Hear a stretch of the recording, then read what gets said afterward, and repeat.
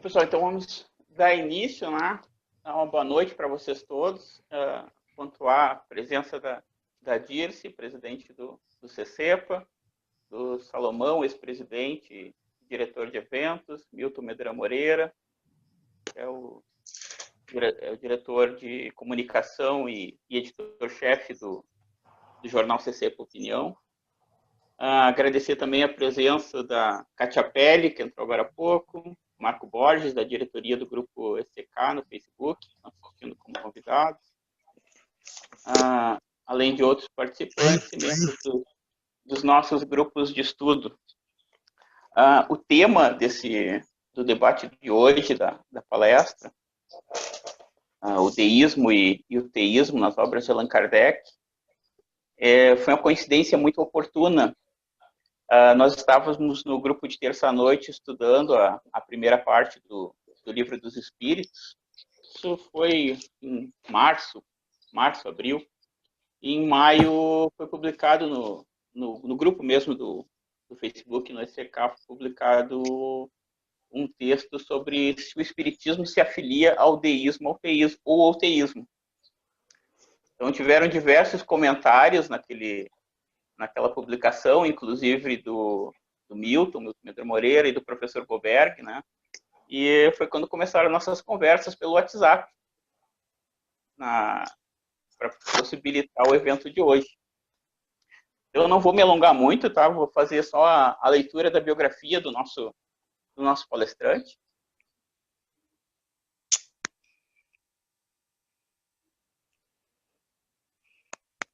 Eu acho que a gente teve Tereza, acho que tu está compartilhando a tela. Se eu puder só encerrar o vídeo ali. Deixa eu ver se eu consigo por aqui. Sim, eu vi que eu estou errada aqui. Espera aí que eu vou ver se eu consigo corrigir por aqui. É que eu não estou conseguindo ver, por isso que eu apertei no lugar errado. Não tem problema, eu acho que eu consigo.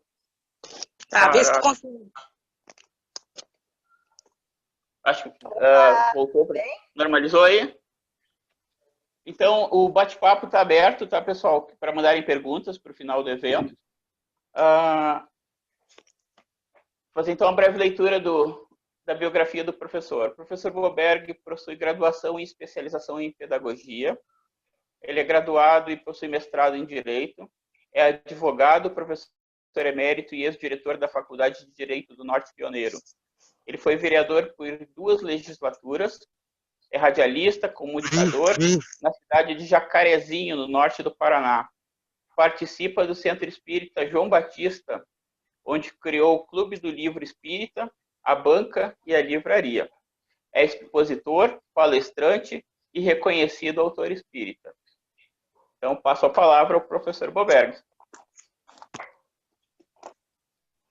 Nós queremos saudar os amigos nessa oportunidade, os que estão nos assistindo. Nós vamos, nessa noite, vamos falar sobre o nosso livro Seja Feita a Sua Vontade. Eu não sei, parece-me que não está havendo contato aí, só eu estou falando, eu não sei. O Beto pode nos informar, o anfitrião pode nos informar, parece-me que... Está ótimo. Certo, professor, só fechamos o vídeo e o áudio aqui nosso para ficar só o senhor falando. É que não estava aparecendo a minha figura, eu falando, eu fiquei preocupado. Tá sim. bom, tudo bem. Eu tenho alguma opção no Zoom para mudar a tela. O senhor pode mudar a tela, aparece. O senhor está no computador ou no celular? Eu estou no celular. Tem uma opção, se passar para o lado ali, aparece os outros participantes. Mas não, tá não, tudo certo. Está tudo certo. Então tá bom. Então, quando eu comecei a trabalhar nesse projeto deste livro, que é Seja Feita a Sua Vontade, muita gente comprou o livro pensando que seria um livro religioso. A ideia era que era um livro religioso, porque quando se fala em Seja Feita a Sua Vontade, logo se pensa que nós estamos falando, digamos assim, a vontade de Deus. Nós estamos pensa-se que seja a oração do Pai Nosso, porque existe esse aforismo no Pai Nosso, que seja feita a sua vontade. E nós sabíamos perfeitamente que antes de qualquer estudo, antes de qualquer comentário sobre isso, nós tínhamos que fazer uma explicação mais clara o que é esta vontade. Seja feita a sua vontade. Então, se nós formos buscar a oração do Pai Nosso, você vai encontrar essa frase, uma célebre frase, seja feita a sua vontade. E com base, então, nessa diferenciação entre a vontade do homem e a vontade de Deus, nós passamos a refletir sobre o material. Aliás, algo interessante. A prece, a oração do Pai Nosso, segundo o pesquisador Juan Arias, um ex-sacerdote, e por 20 anos, ele, autor de vários livros, pertenceu ao Vaticano, à Igreja, ele era jornalista do El País em Roma, e ele escreveu um livro chamado Jesus, esse Desconhecido. E ele defende, ele e outros estudiosos defendem a tese que a oração do Pai Nosso é uma coleção de aforismos. Quer dizer, são várias frases, várias máximas que juntas formaram a oração do Pai Nosso. Veja que interessante. É claro que muita gente não aceita, mas vários pesquisadores dizem a mesma coisa, porque a população sofrida, ela usava certas expressões, né? Seja feita a sua vontade, o Pai que está no céu. Então, inclusive, quando consta no Evangelho de que os discípulos, após Jesus orar num determinado lugar, consta no Evangelho de Lucas que os discípulos disseram: Senhor, ensina-nos a orar. Não é isso? Ensina-nos a orar. E aí vem o ensinamento. Veio essa prece que foi inserida no Evangelho, que seria Jesus que teria ensinado. Entende? Agora, na realidade, eu aceito essa ideia de que o Pai Nosso é uma junção de vários aforismos e que deu a prece. Agora, é interessante analisar, nós escrevemos também um livro que se chama O Evangelho Que, muita gente já leu. O Evangelho Que nos traz frases, traz máximas que já existia antes dos evangelhos. Porque os evangelhos foram criados, foram escritos posteriormente. Então, esse Evangelho Que é uma somatória de frases, de aforismos que existiram antes dos evangelhos. Então, nós vamos encontrar, através dos acadêmicos estudiosos, frases, aforismos que estão nos evangelhos e que, na realidade, existiam antes. Então, o Evangelho Que nos fala de que a sabedoria antiga, antes de Jesus, foi concentrada nesse Evangelho Que. Então, nós vamos encontrar, por exemplo, amai os vossos inimigos, que está no Evangelho como de Jesus, mas já foi frase pronunciada, já foi aforismo por outros líderes religiosos. Não julgueis para não ser julgados, também já existia. O Pai Nosso também já existia, segundo esse Evangelho Que. O próprio Sermão da Montanha também já existia. Então, Mateus colocou no Evangelho de Lucas aquele bloco de ensinamento chamado o Sermão da Montanha e com abertura às bem-aventuranças. Então, aquilo que já existia foi divinizado. Então, atire a primeira pedra quem estiver sem pecado. Essa é uma frase que já existia, mas, ao colocar no Evangelho, tornou uma frase divinizada, porque foi Jesus quem disse. Então, esses assuntos nos intrigam muito e obriga a gente a repensar, obriga a gente a analisar o que realmente está por trás da coisa. Existe nos Estados Unidos, por exemplo, um grupo de estudiosos, grupo de reflexões cristológicas, que se chama Seminário de Jesus.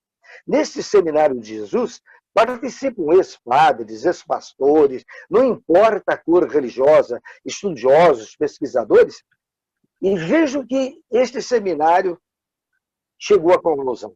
Chegou à conclusão que apenas 18% das palavras podem ser de Jesus. Apenas 18% podem ser atribuídas a Jesus. Os demais são criações teológicas, são ideias que se colocaram como Cristo. Por isso que nós fazemos muita diferença entre o Cristo da fé e o Jesus. O Cristo é algo que aparece posteriormente, né? Quer dizer, já existia, mas nos evangelhos aparece colocando Jesus como Cristo. Vejam vocês, as religiões chamadas abraâmicas, que é o judaísmo, o cristianismo, o islamismo, todas elas têm como base um Deus antropomórfico. A ideia de que existe um Deus fora de nós. E essa ideia antropomórfica de Deus dá a nós uma interpretação diferente até sobre essa seja feita a sua vontade. Porque se nós analisarmos dentro do Espiritismo, quando se fala em Deus, se pensa realmente numa figura antropomórfica, se pensa num ser à parte da natureza. E hoje os estudos da física quântica, hoje os estudos da neurociência, chegam à conclusão que, na realidade, nós somos deuses. Na realidade, nós temos a potência de Deus em nós, e não um Deus exterior. Né? E então, nós temos que, para nós falarmos deste seja feita a sua vontade, o que nós temos que fazer? Separar o que entende por leis de Deus, o que se entende por leis humanas. Então, quem é advogado sabe que leis humanas são aquelas criadas pelo homem, através das casas legislativas, pode ser o Congresso Nacional, as Assembleias Legislativas Estaduais, enfim, nós temos leis criadas pelos homens. Tá? Mas as leis que nós chamamos leis de Deus, na realidade são leis naturais. E como é que nós poderíamos definir isso? Nós teríamos que dizer que as leis naturais são aquelas que o homem não criou. É o que a igreja fez. A igreja, para separar leis humanas de leis de Deus, ela disse que leis de Deus é aquela que não foi criada pelo homem. São as leis naturais. Então, quando nós falamos em seja feita a sua vontade, nós temos que discernir bem isso. Se nós entendemos que Deus é essa pessoa, é um ser antropomórfico, ou se nós estamos sob a égide de leis naturais. Para nós estamos sob a égide de leis naturais. Então, nós precisamos colocar bem as coisas no devido lugar para não entender que nós não cremos em Deus. Eu creio muito mais em Deus hoje, no sentido de potência, de presença das leis cósmicas dentro de mim, do que antes, quando eu pensava num Deus exterior, como a maioria pensa. Não é ser ateu. Tanto é que muitos filósofos foram chamados de ateus. Por quê? Porque não acreditavam, não aceitavam esse Deus criado pelos homens. A criação teológica de Deus, a ideia de que Deus é um homem, Deus está fora de nós, está comandando esse universo, está governando esse universo, essa é algo que os cientistas, os pesquisadores rechaçaram.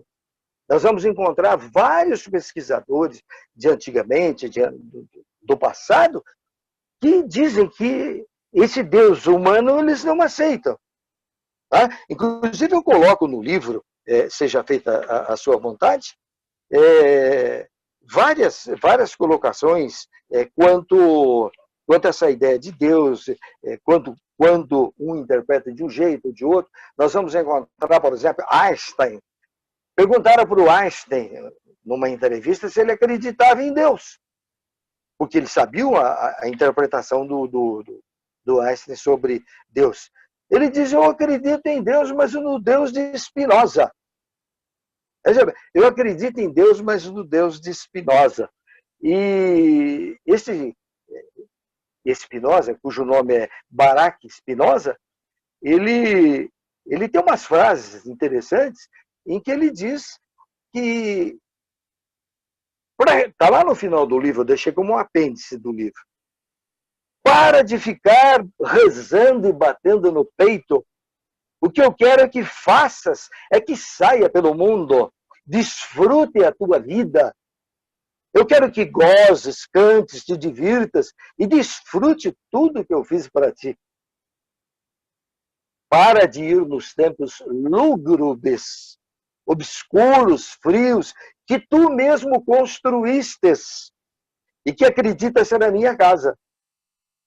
Então, não é isso? Se fala a casa de Deus, a minha igreja, Deus lá está presente. Quantas vezes nós vemos até na televisão os missionários, os pregadores dizendo, vem para a minha igreja que Deus vai estar lá. É aquela ideia do Deus exterior. Ora, Deus está em você. Deus é uma potência, está presente em nós. Não existe essa situação de binômio, Deus lá e nós cá. Deus olhando as nossas ações e nós cá. Não, Deus é. Deus é uma presença inerente a todos os seres humanos, seres que nós conhecemos. Aliás, Deus está no mineral, Deus manifesta-se no vegetal, Deus manifesta-se no animal e manifesta no homem. Então, Deus está presente em tudo. Não essa ideia antropomórfica. Então, tem um outro pesquisador, Carl Sagan. Ele é dito como um ateu. Ele afirma, veja bem, se por Deus se quer dizer o conjunto das leis físicas que governam o universo, então é claro que esse Deus existe. Assim, diz ele, não faz muito sentido você rezar para a lei da gravidade, que é uma lei de Deus também, que é uma lei natural. A lei da gravidade ninguém muda, é uma lei natural, que a igreja chamou de lei de Deus e que o Espiritismo resolveu dar o nome de leis morais. Né? Não é no sentido de moral humana, né? Leis morais no sentido de perfeição. Então, um escritor muito famoso, que foi professor, também foi vinculado ao clero, o Carlos Pastorino. O Carlos Pastorino que diz que para nós conectarmos com Deus, para nós falarmos com Deus, entre aspas, não o Deus antropomórfico, é a vibração, para nós entrarmos em sintonia com as leis do universo, ele diz que nós temos que criar condições de recipiência. O que é essa condição de recipiência? Nós temos, digamos, nós somos um canal e tem uma fonte, a fonte divina, a fonte energética, essa potência divina. Então, nós temos que criar condições para que Deus manifeste em nós.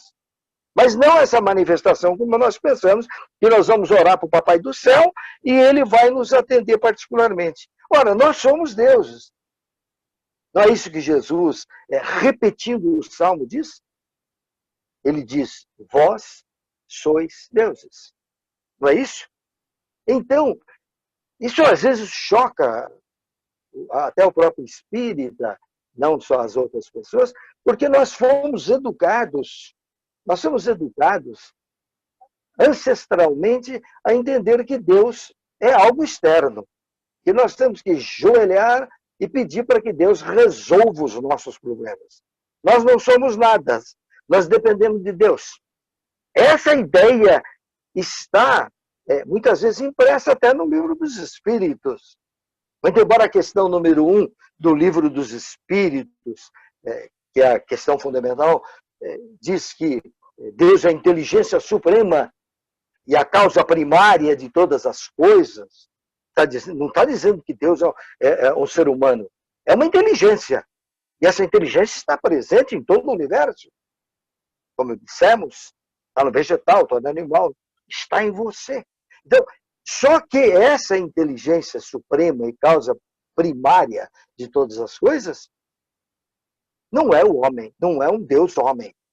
É uma inteligência universal. Nós ainda não entendemos.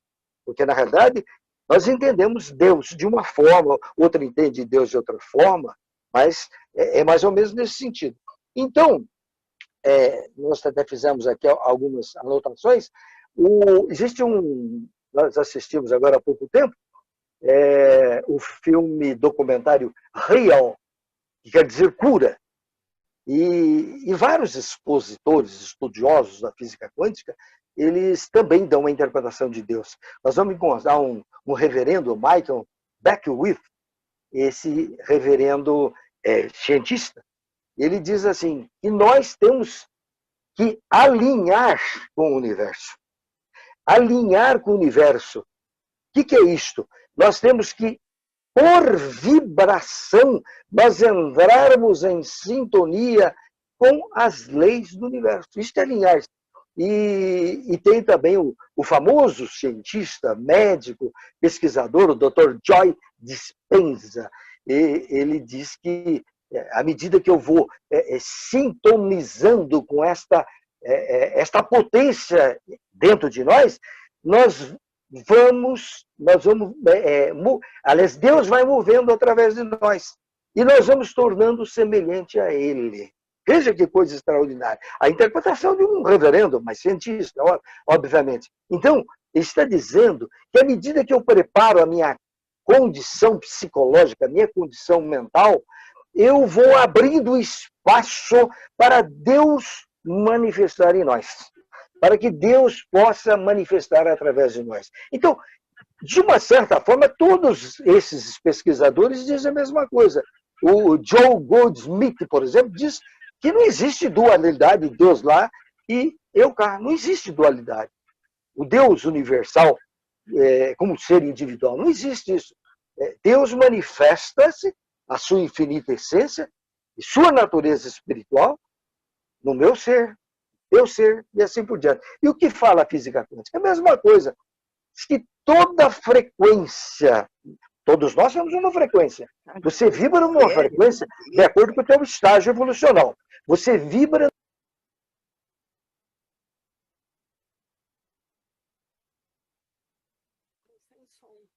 frequência. O que acontece? Você capta, digamos assim, a energia cósmica naquela faixa. Se eu estiver vibrando em 20, eu capto a energia em 20. Se eu estiver numa frequência de 30, eu capto em 30. Quem trabalhou com rádio ou televisão sabe disso. Se eu quiser ligar o meu rádio aqui agora, eu vou captar frequências que o rádio consegue entrar na mesma faixa vibratória. Se eu ligar numa frequência do rádio, eu vou captar a emissora que está transmitindo nessa mesma frequência. Se eu mudar o dial, vou encontrar outras frequências e vou entrando em sintonia. A televisão é a mesma coisa.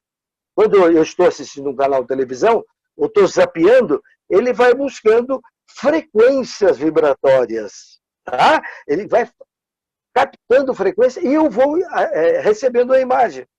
O celular, quando está tocando, como é que é o celular eu recebo? São frequências vibratórias. Bom, então, entendendo isto no dia a dia, nós haveremos de compreender que nós vivemos num mundo de frequência. Nós vivemos num mundo de vibração. E, de acordo com a vibração, eu sintonizo com determinadas vibrações que estão naquela faixa. Então, para mim, Deus, você entra em contato através dessa vibração energética. Claro que você vai dizer e o espírito nisso aí. O espírito entra também nessas faixas vibratórias. O que é mediunidade se não é sintonia vibratória? É sintonia vibratória. Então, o fundamental para nós entendermos a vontade de Deus, veja que lá no Livro dos Espíritos, na questão 644, nós vamos encontrar a definição que lei natural é a lei de Deus. Os Espíritos já dizem isso. Lei natural é a lei de Deus. Porque você pensa que Deus criou a lei, mas Deus é a lei. Deus é a lei natural. Ele se manifesta, ele se move em tudo que existe. Então, e diz na questão 614 que é a única verdadeira para a nossa felicidade. É a única verdadeira para a nossa felicidade. O que são? São as leis naturais.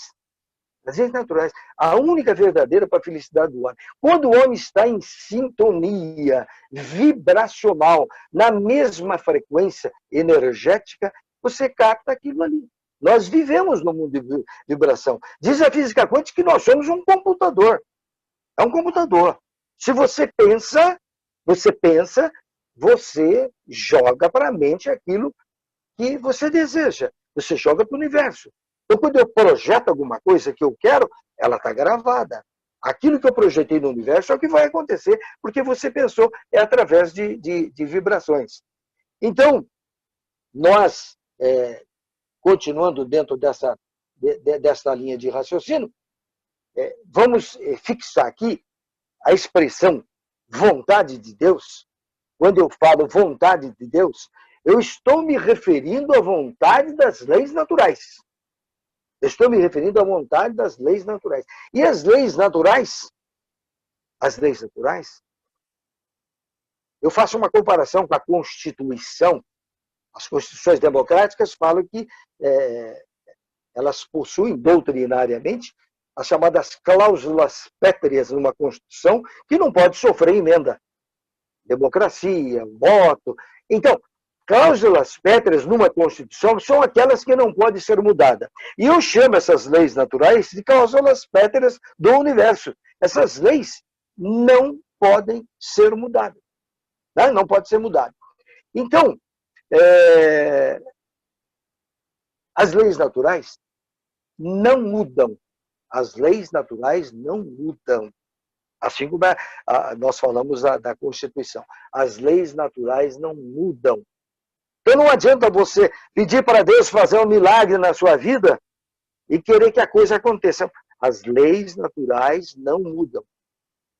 Quem que muda? Somos nós. Nós é que vamos adaptando gradativamente as nossas vibrações para conectar com Deus. Dá para entender isso? Se as leis não mudam, se as leis são eternas, se as leis são imutáveis, se essas leis, que são chamadas leis de Deus, elas não mudam, então para eu melhorar, eu tenho que me adaptar a essa lei. Eu tenho que me adaptar a essa lei. Isso é o que nós chamamos, são as que nós chamamos as chamadas cláusulas pétreas. Então, aí entra o que nós discutimos no nosso livro, e que, segundo o Beto, foi motivo de estudos e de discussão, etc, etc. Então, nós temos que colocar duas posições sobre a ideia de Deus. O teísmo e o deísmo.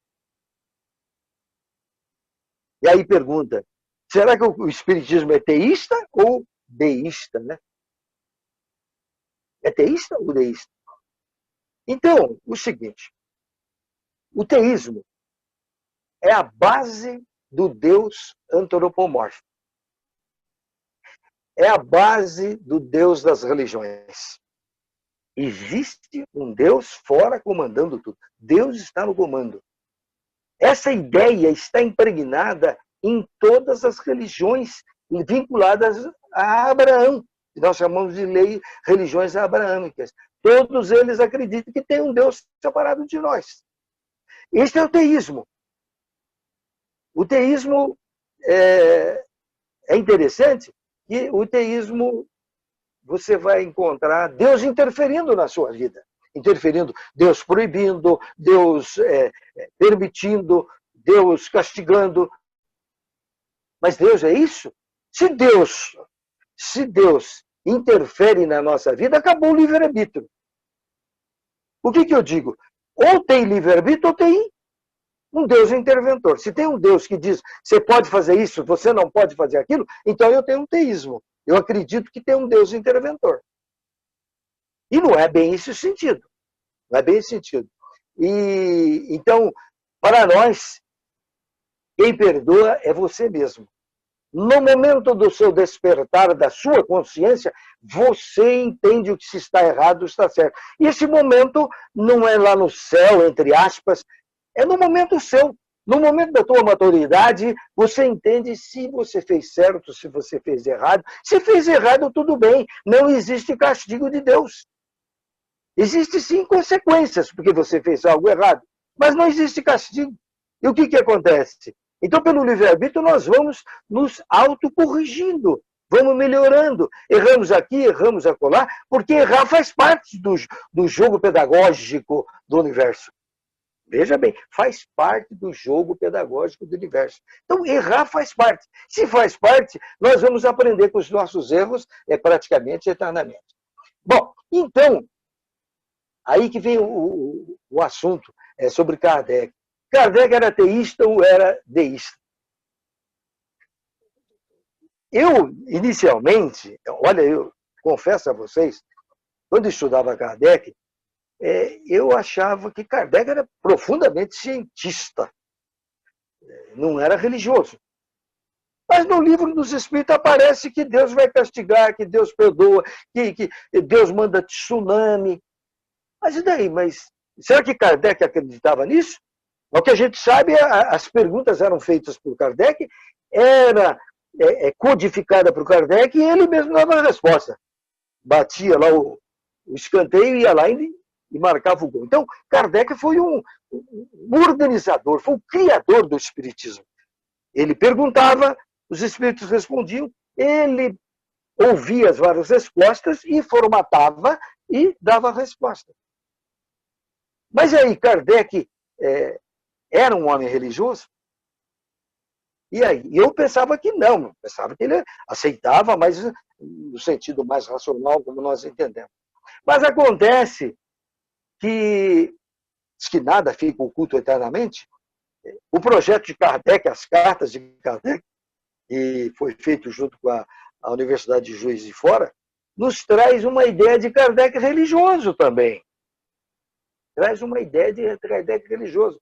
Há uma pergunta, há uma carta em que Kardec ele diz assim, ele estava passando por um problema, estava nervoso, como todos nós temos os nossos problemas, as nossas angústias, e chegou um ponto que ele pede ao Espírito da Verdade que pedisse a Deus Todo-Poderoso que aclarasse para ele. Então, ele acreditava também que existia um Deus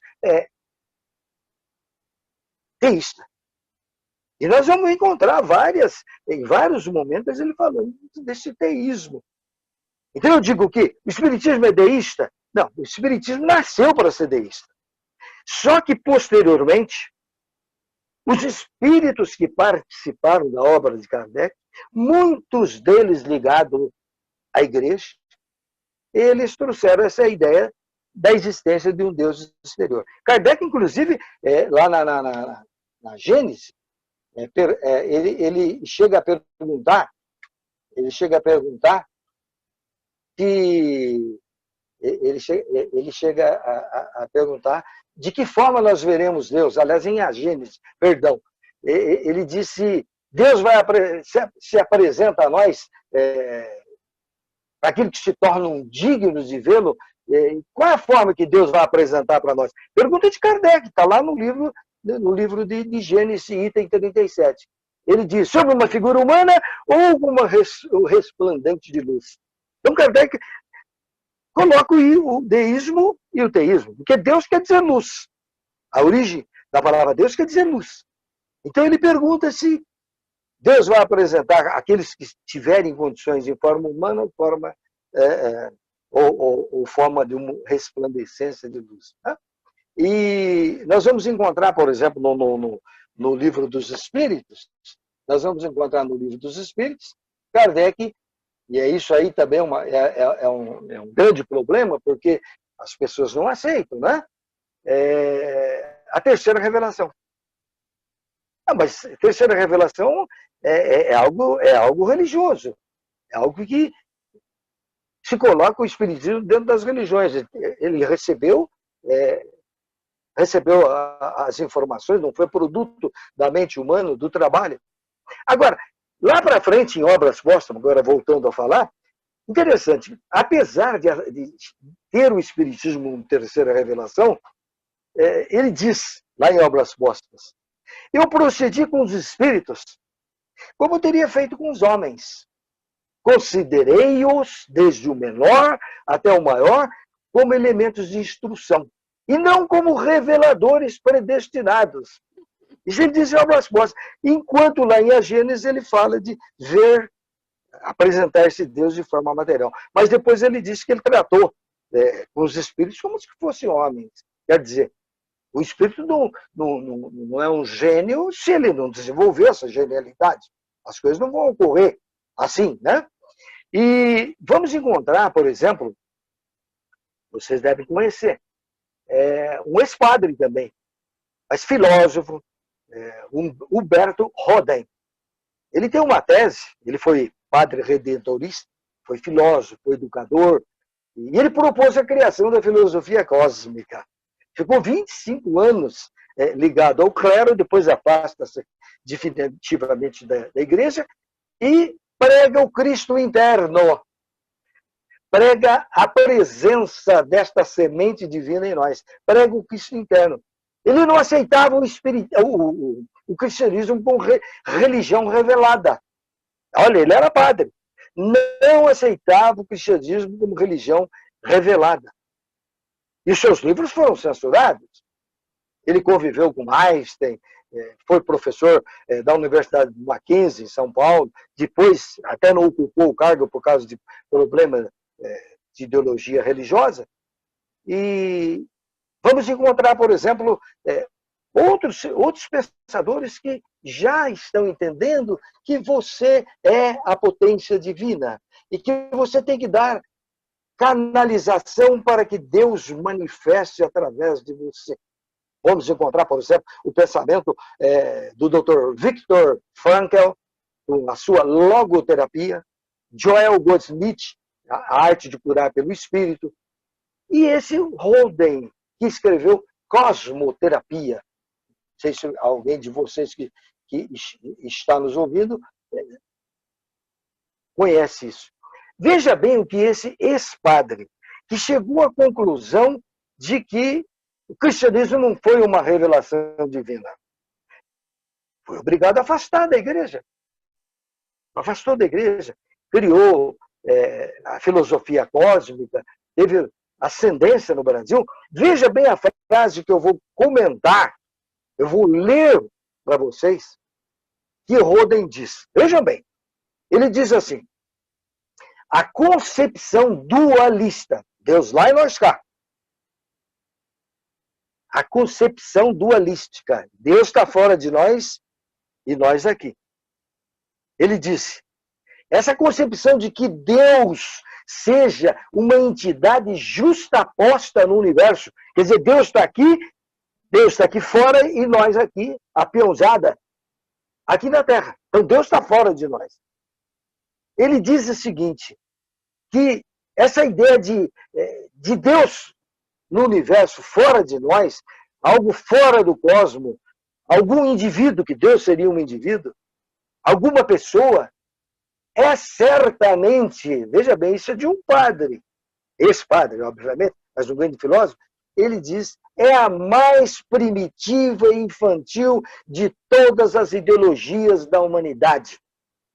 Então, quando nós espíritas mostramos que Deus é uma potência, que Deus está presente em todo o universo e está presente em você através das suas leis, nós estamos praticamente repetindo os pensamentos de outros estudiosos.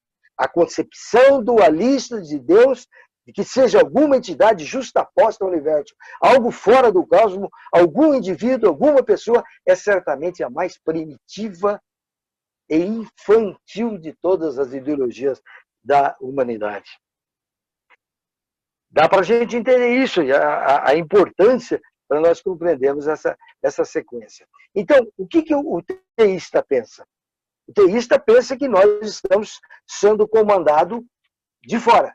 Eu até coloquei no livro algumas frases teístas, que é comum você ouvir entre os religiosos, muitas vezes até o espírita.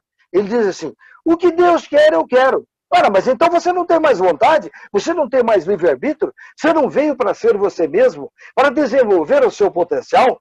Para participar da obra da criação?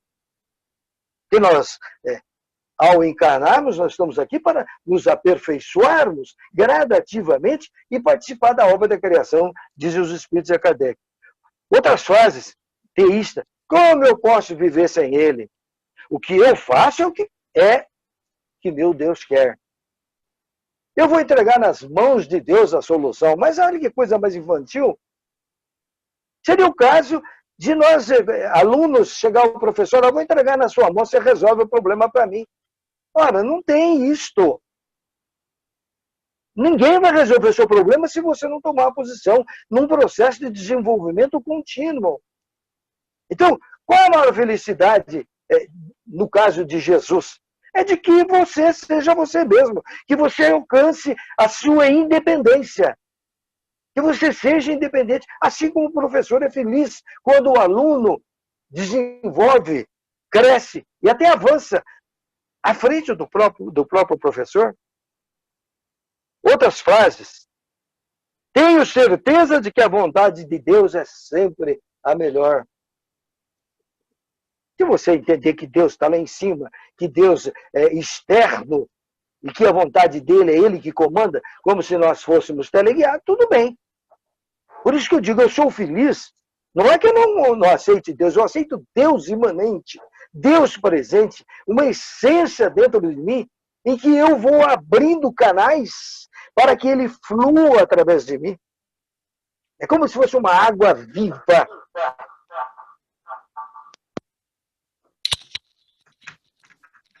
E eu estou ouvindo um barulho aí, não sei o que é. Mas, porque como eu tenho prazo para encerrar aqui agora, e tem a teoria deísta. A deísta é aquela que não aceita que Deus existe. Claro, Deus existe, mas de uma outra forma, né? Não aceita, por exemplo, o deísmo não aceita que haja revelação divina. Autoridade da igreja, mas existe, aceita que tem a existência de Deus. Não sabe que nome você dá, mas é uma postura filosófica deísta semelhante aos filósofos iluministas, quando Kardec elaborou a doutrina espírita. E que inspirou, obviamente, o espiritismo para não um criador intervencionista. Então, o deísta admite sim que exista Deus, mas defende que sua existência só pode ser assegurada por via racional, pela razão. Rejeitando esse negócio de revelação, de dogma, autoridade de uma religião organizada. Isso, inclusive, foi a grande briga da teologia, das teorias da época de Kardec, do gnosticismo, por exemplo. O gnosticismo foi uma teoria que esteve oposto às ideias da igreja. Eles diziam que você não precisava da igreja, não precisava de um padre, não precisava de um bispo, para que você contactasse com Deus. Porque Deus você contacta internamente. Tá? Bem, eu já estou esgotado aqui meu prazo de 40 minutos, eu vou parar, porque tem muita coisa para a gente comentar, e vou deixar aí para o Beto, o nosso coordenador, para dar continuidade. Passamos, então, à segunda parte da reunião. Então, eu passo a palavra para o Salomão, para o Milton Medran, para o debate, então, entre os... Eu estou ouvindo, eu vou perguntar aqui a você, um som de música no fundo, tem alguma coisa, ligação aí ou não? Eu estou tentando controlar aqui o áudio, mas a gente está mantendo o áudio dos participantes desativados. Não, eu estou ouvindo uma... Não, mas não tem problema, eu estou ouvindo uma música. Alguém entrando, enfim, daí a gente... Tudo bem. Tudo bem. Começo eu? Pode, fique à vontade. Bom, eu acho que não tenho o que debater com o Boberg, né? Temos só a comentar as coincidências, né, e a afinidade que temos de pensamento, e mesmo que nós estejamos militando, digamos assim, num segmento que se autodenomina laico, nós vemos nas ideias que o Boberg tem apresentado muita similitude com as nossas ideias, né? Tanto que ele nos cita nas suas obras e nós também o citamos nas nossas referências, né? Tal a semelhança de conceitos, né?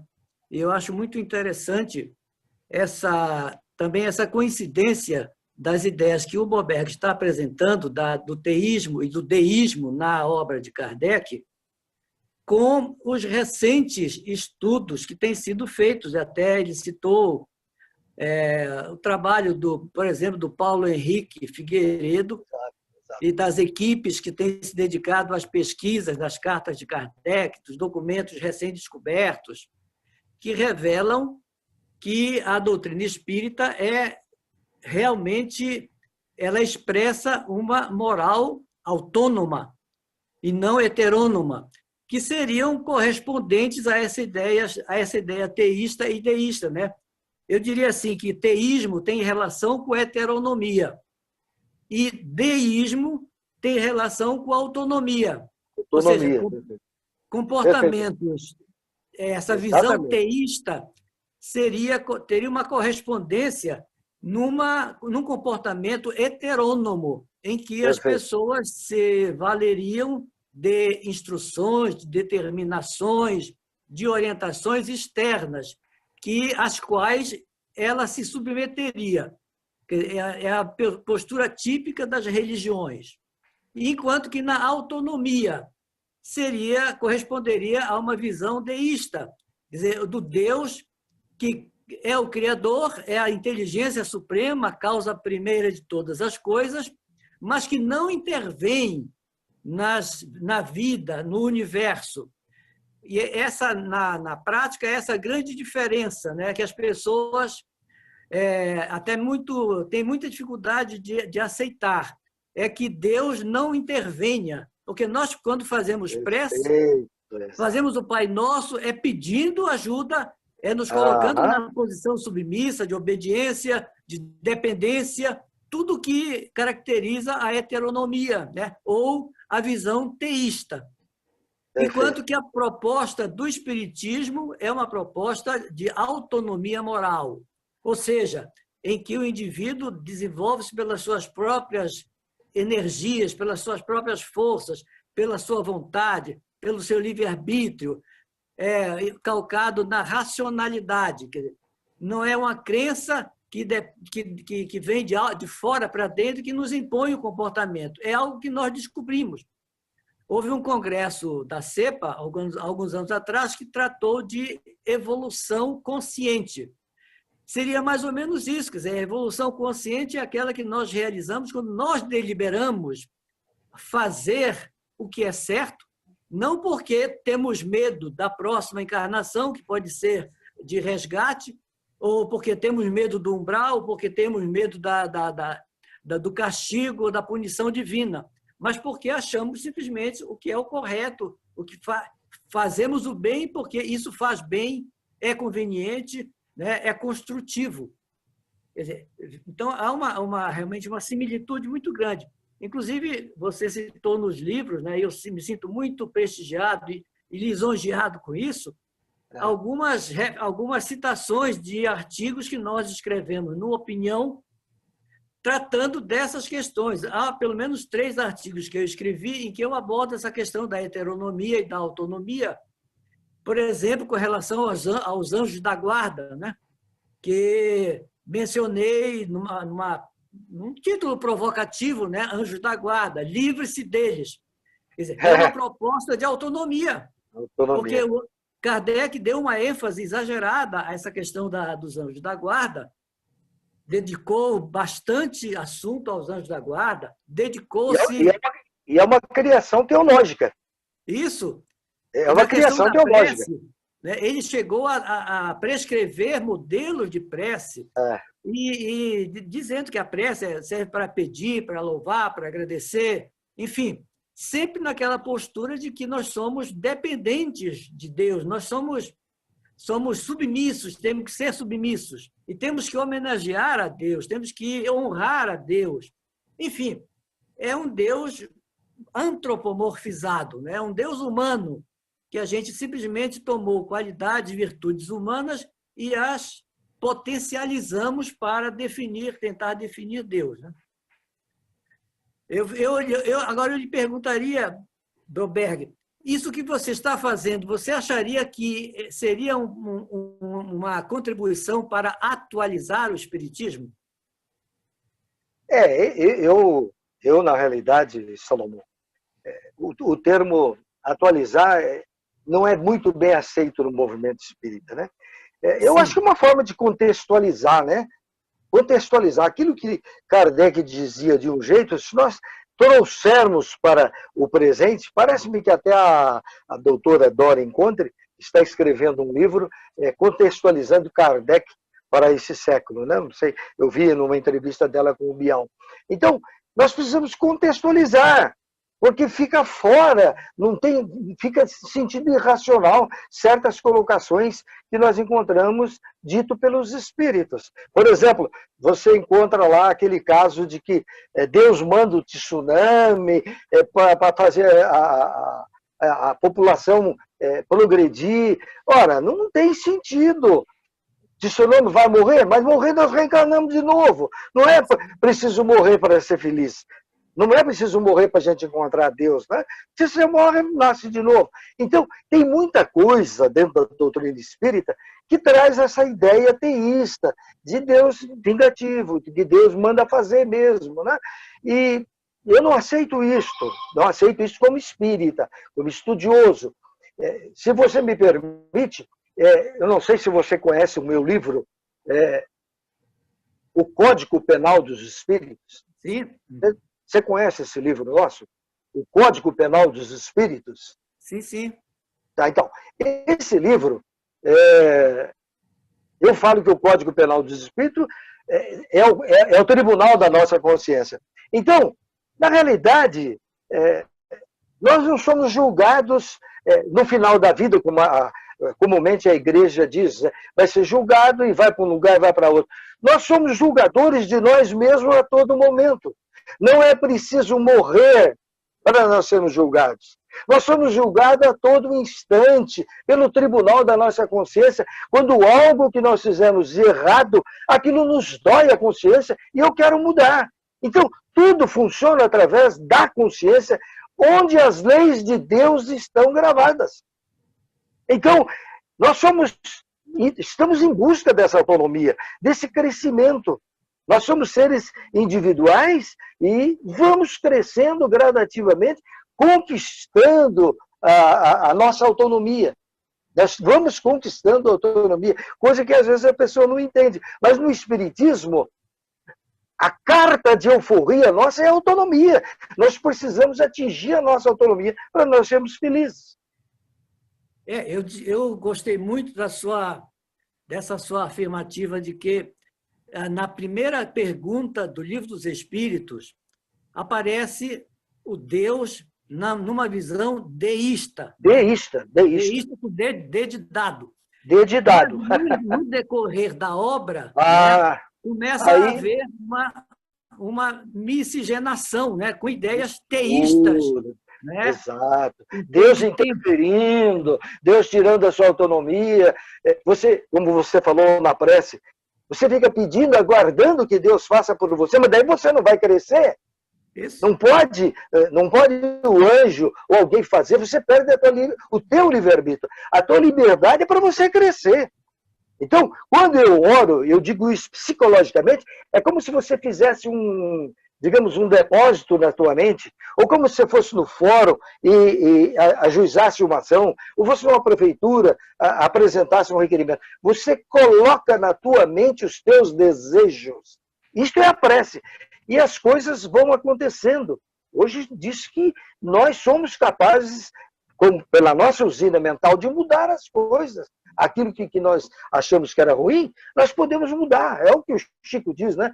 Que eu não posso voltar atrás, apagar com a borrachinha o que eu fiz de errado lá no passado, mas eu posso começar agora. Isso é importante. Isso é autonomia. Nós não podemos ficar presos. Não, eu vou pedir para Deus resolver, eu vou pedir para Jesus. Ora, Jesus fica feliz se você for autônomo. Se você desenvolver tudo que eu faço, consta lá no Evangelho, que eu faço, você também pode fazer. Mãos à obra.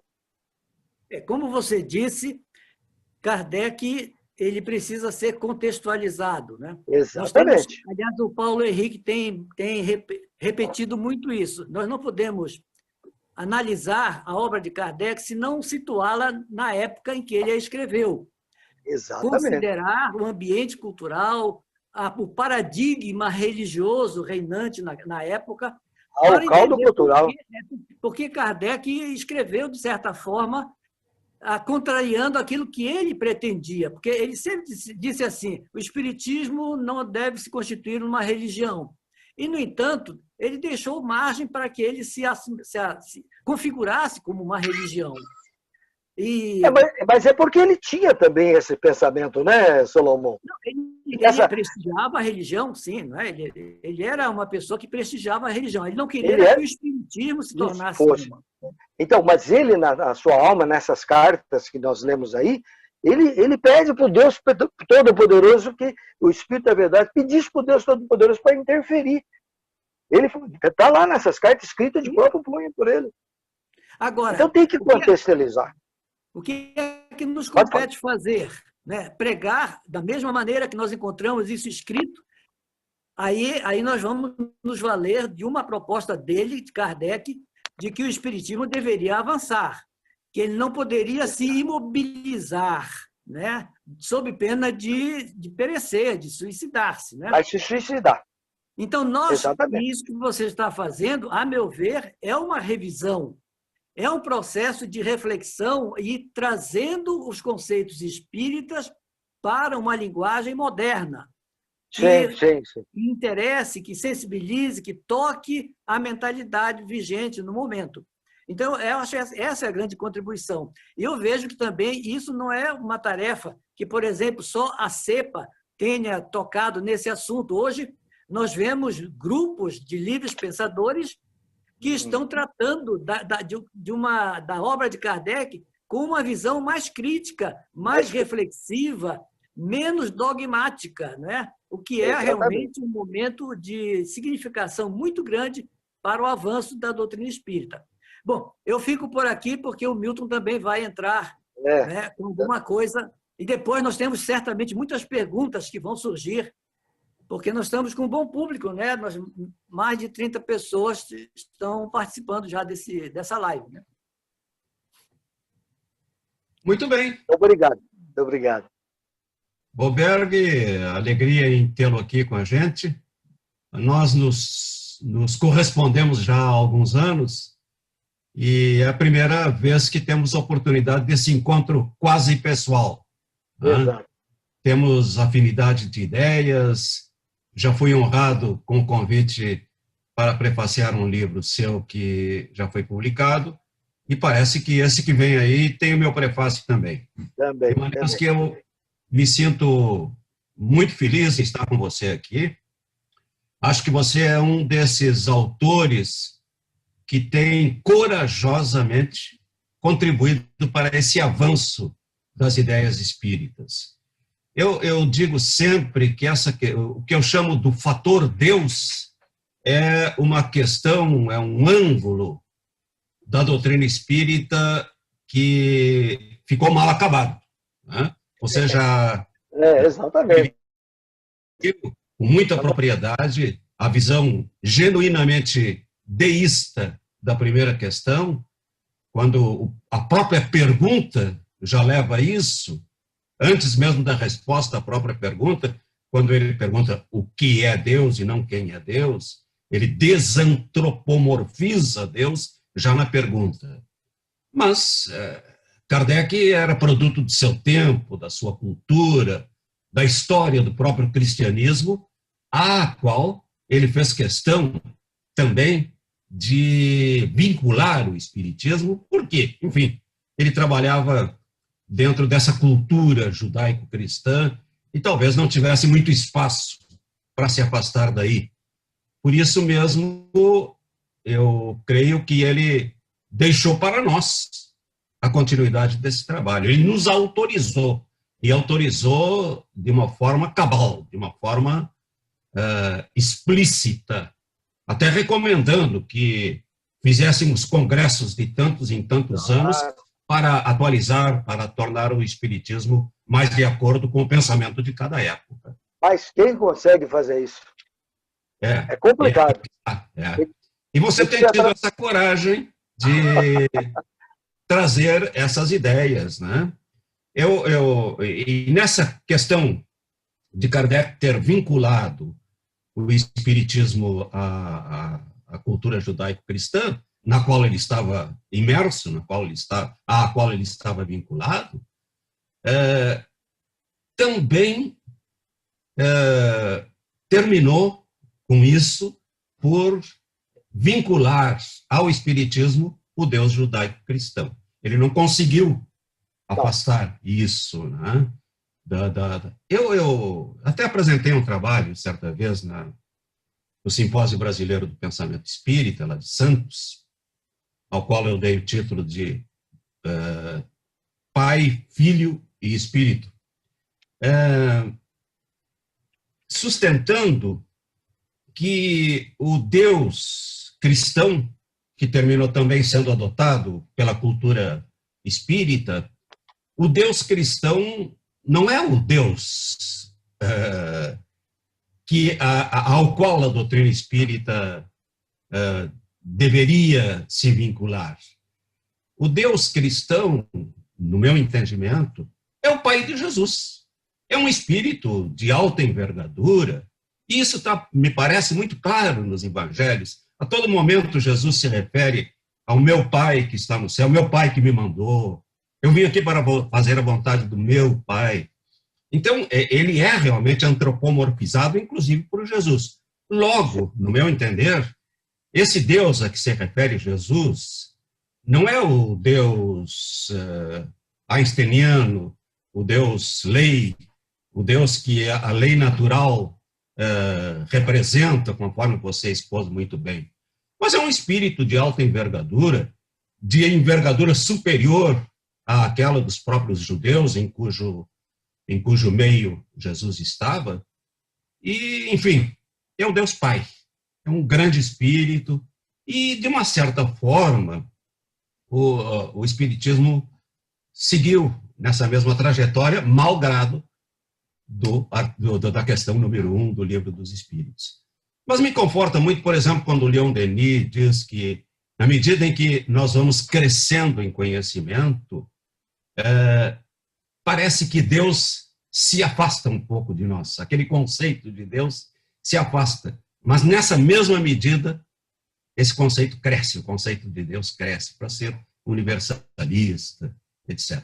Então, me parece, sim, Bober, que essa é uma questão em aberto do espiritismo, uma questão na qual nós devemos avançar, e você tem dado uma contribuição, e com esse livro, principalmente. Quando eu recebi, você teve a gentileza de me enviar um exemplar do Seja Feita a Sua Vontade. Eu digo, será que o Bober mudou?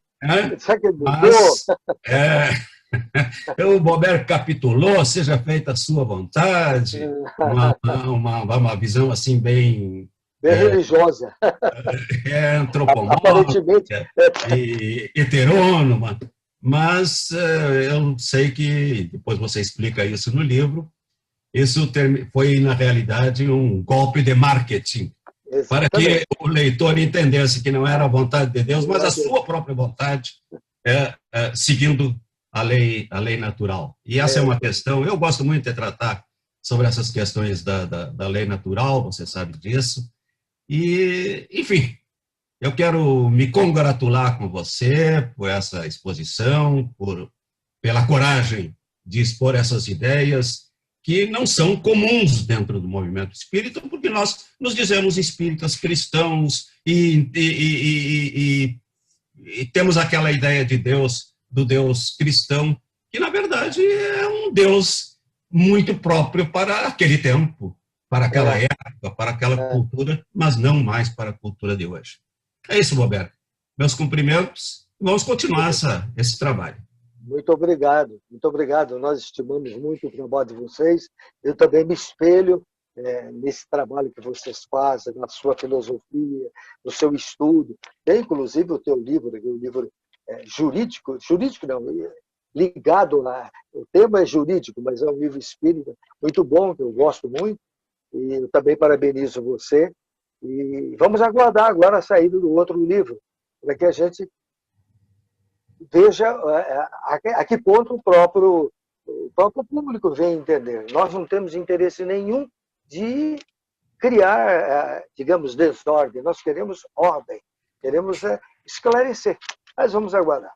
Mas para isso precisa uma dose de coragem e algum espírito um tanto quanto revolucionário, mesmo que dentro do próprio meio, onde essas ideias, de uma certa forma, cristalizaram. Né?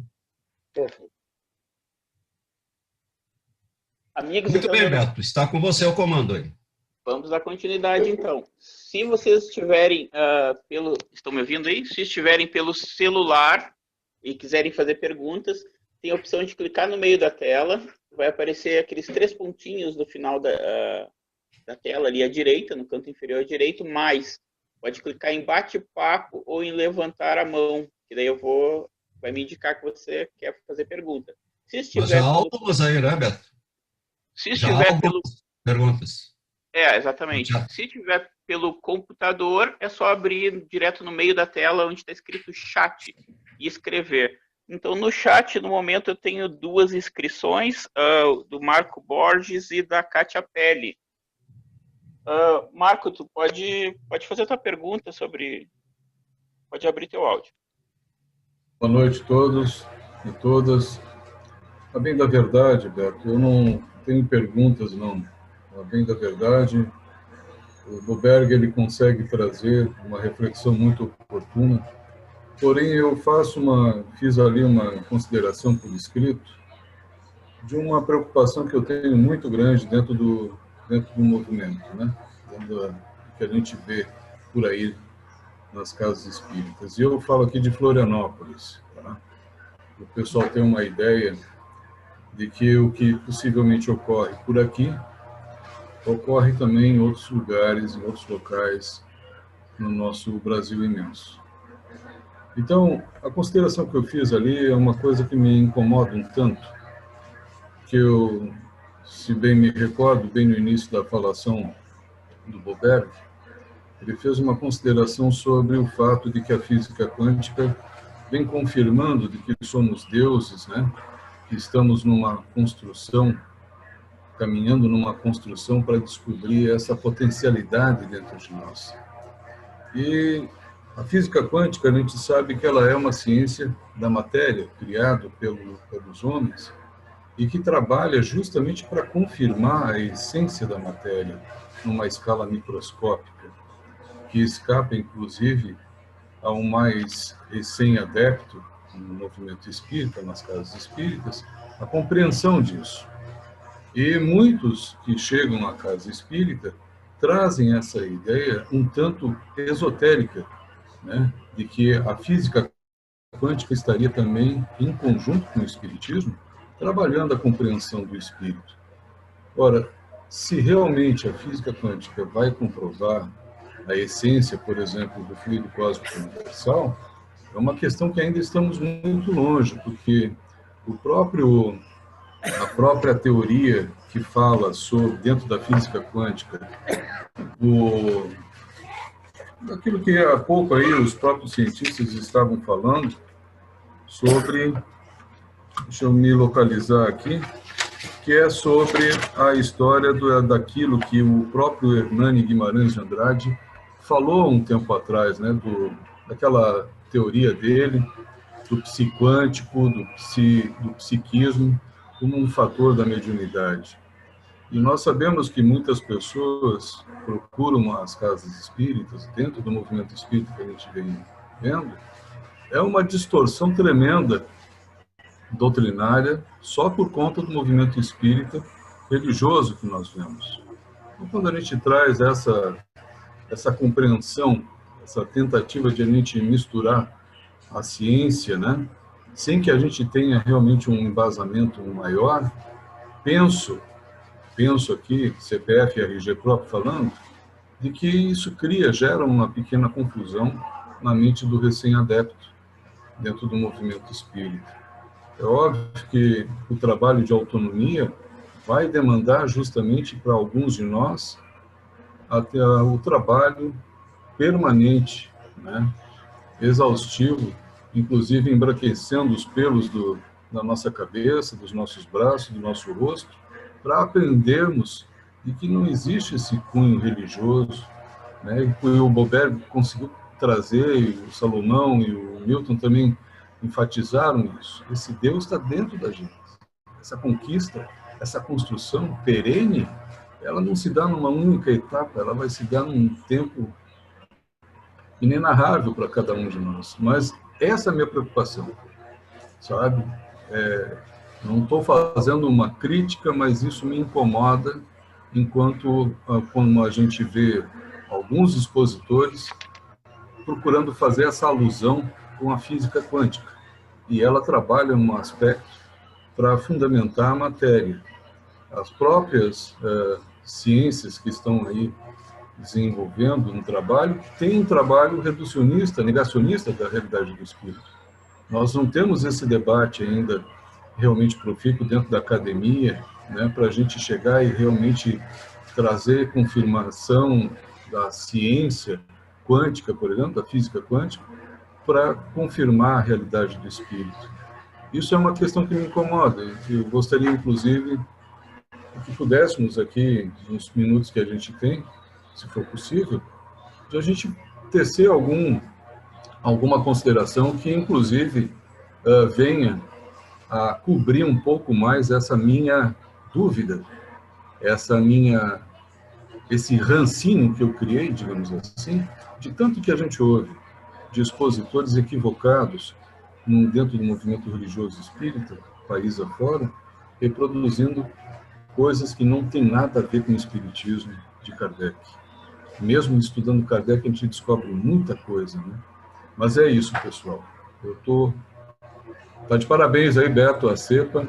É a minha primeira vez aqui participando desse chat, desse momento. Estou achando muito profícuo, muito interessante. Aqui em Florianópolis, nós não temos essas ferramentas que possam produzir uma mentalidade menos tacanha, digamos assim. É isso. Marco, obrigado pelas suas considerações. Professor Boberg, você gostaria de comentar? Perfeitamente. A colocação do nosso amigo é justa, a preocupação que nós todos temos que ter para que a gente consiga realmente colocar o espiritismo não nesse sentido de religião. Tá? E o que a gente tem estudado na física quântica é o problema essa vibração, essa energia que todos nós somos possuídos, e então que nós estamos em faixas de sintonia, até a mediunidade a gente pode explicar nesse sentido, mas é preciso aprofundar, como diz o nosso companheiro. Eu quero parabenizar você é um homem estudioso, e eu respeito muito. E nós temos que ainda pensar muito menos, ninguém é dono da verdade, nem eu, obviamente. Muito obrigado. A próxima pergunta também é minha, por sinal. Era uma pergunta que eu faria, que é eu passar para a Kátia, então, sobre a contextualização da prece. Oi, Kátia Pelle. Olá, boa noite, pessoal. Muito obrigada pelo convite. É uma delícia poder participar de pessoas assim tão estudiosas, tão sabedoras, tão procuradoras da autonomia, que é o que a gente está sempre buscando. Eu tive o prazer de receber o livro do José Boberg. Eu fiquei, assim, extasiada com tanto conhecimento em tantas poucas páginas. Então, para mim, eu me delicio todos os dias. Eu já li esse livro 3 vezes e ainda estou achando coisa nova nele. E isso que é o mais gostoso. Eu tenho ouvido, não só aqui hoje, mas eu tenho ouvido muitas pessoas, principalmente as pessoas, os livres pensadores, dizerem que nós precisamos contextualizar Kardec, que nós precisamos entender que ele foi um homem do seu tempo, mas, né, gente, contextualizar de que maneira? Se ele próprio deixou tão claro uma veia religiosa em alguns pontos na doutrina. Exatamente. A gente fazendo isso, não estaríamos ali tentando massagear palavras para tentar encaixar algo que não está correto. Exato. Exato. Perfeitamente. Eu penso dessa forma também. Porque, na realidade, Kardec era teísta e era deísta. Então, você não vai mudar isso. Quer dizer, nós podemos dar uma interpretação sobre o que o Kardec entendia em razão da época em que ele vivia, porque o Kardec era um homem religioso. Agora, com a sua carta que eu li, ele era um homem religioso. Agora, realmente você tem plena certeza, a tua colocação é muito válida, eu também penso assim.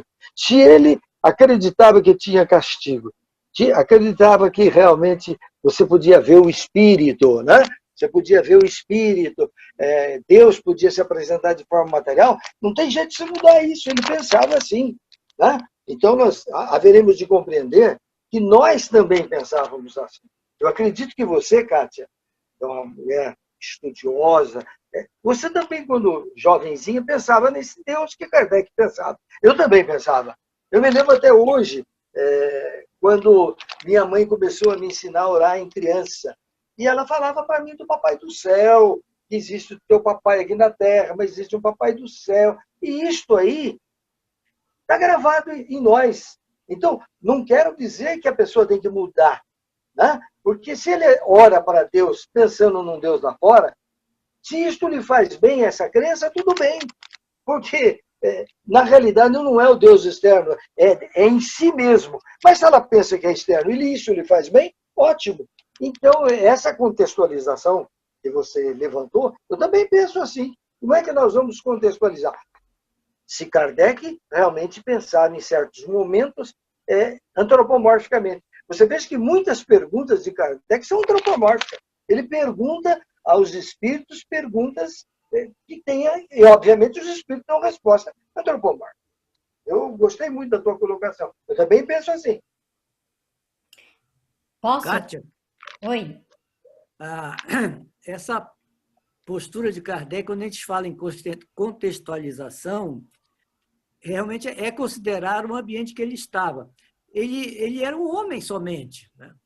Foi educado num país protestante, nasceu num país católico, vivia e ele tinha realmente o respeito pela religião, ele prestigiava, ele queria que o espiritismo contribuísse para o enriquecimento, fortalecimento da religião, como também da ciência.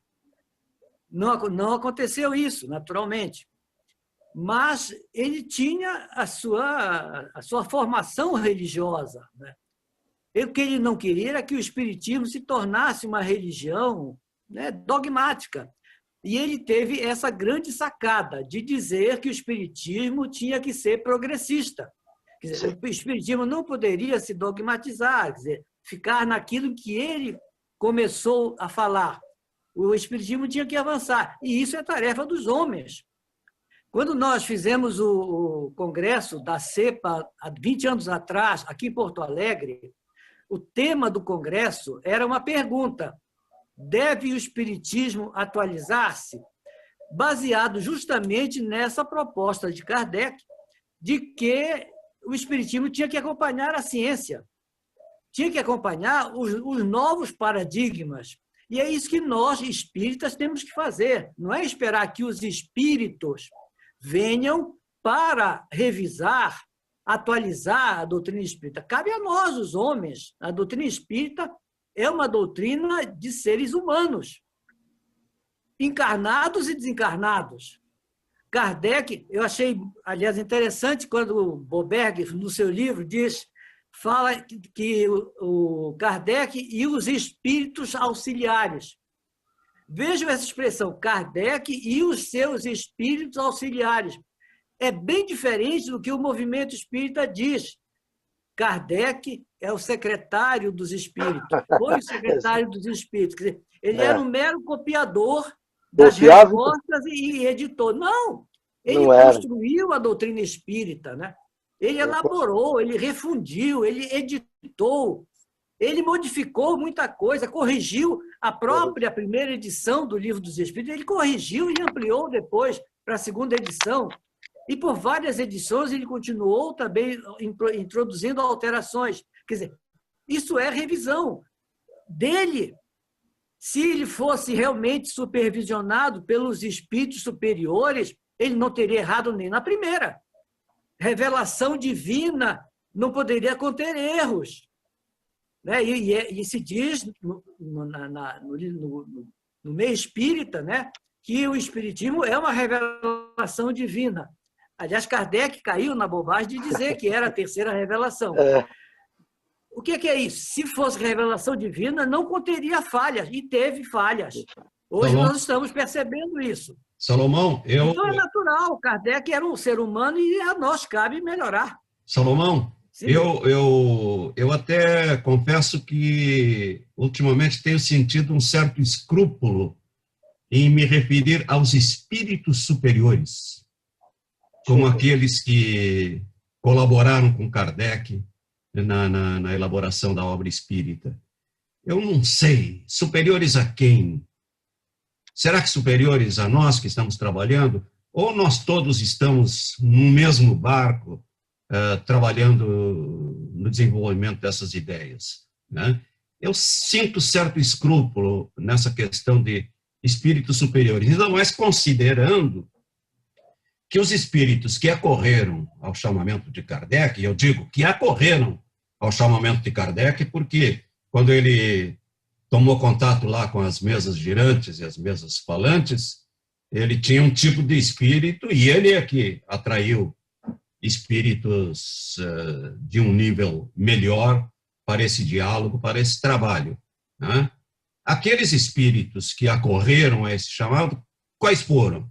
Basicamente, aqueles que estavam no mundo espiritualista, que tiveram a sua vida voltada à espiritualidade, mas quase todos eles há uma visão dogmática, uma visão cristã, judaico-cristã da espiritualidade.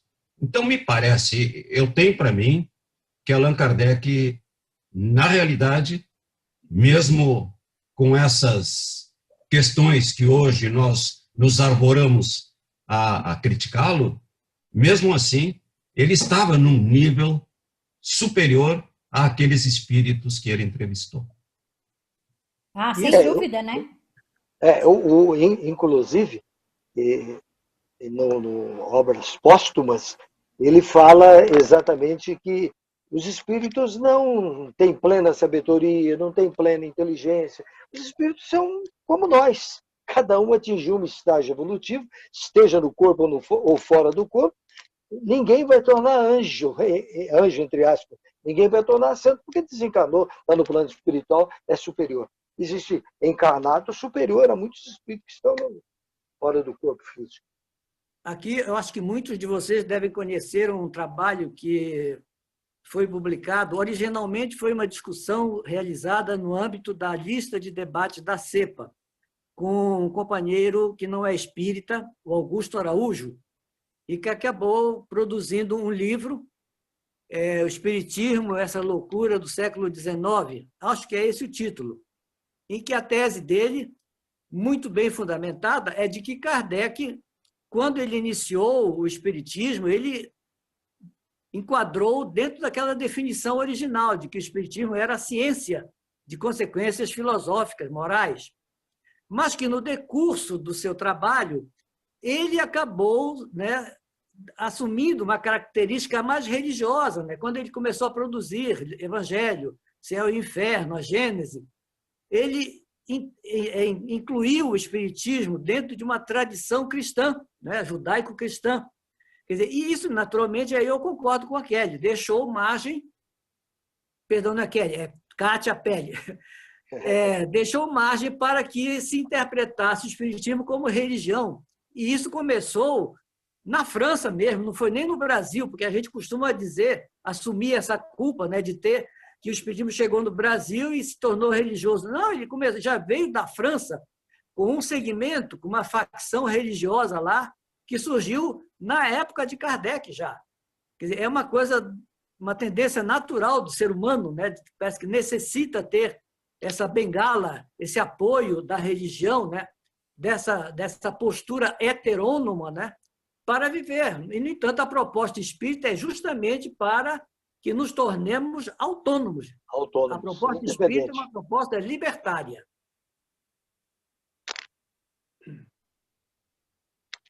Pessoal, então, chegando no...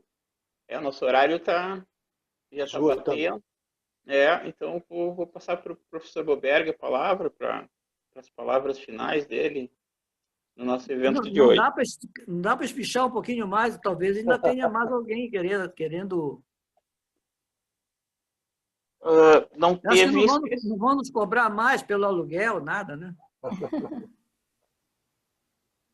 Então, eu quero agradecer de coração mesmo o convite do anfitrião, o Beto, agradecer esta oportunidade de nós nos aproximarmos, dada a afinidade que nós temos de pensamentos, o Salomão, o Dr. Medran, e isso para nós é realmente uma alegria.